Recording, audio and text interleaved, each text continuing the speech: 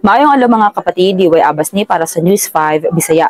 Dili na ipadayon ni Ombudsman Boying Rimulya ang plano nga hangyoon si Senate President Tito Soto nga ipatuman ang 2016 dismissal order batok kang Senator Joel Villanueva human masayran nga naibasura na kini sa usa ka tago nga desisyon. Unang miingon si Rimulya nga magsumite siya og sulat sa Senado aron ipatuman ang pagpanghulga batok kang Villanueva tungod sa giingong sayop nga paggamit sa iyang 2008 Priority Development Assistance Fund sa dihang kongresista pa siya.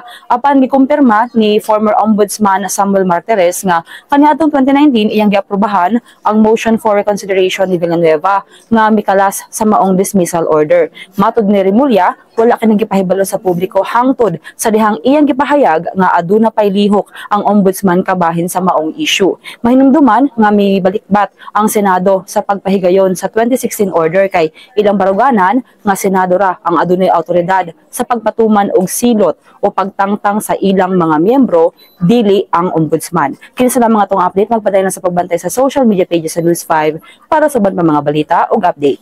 Amping tangtanan.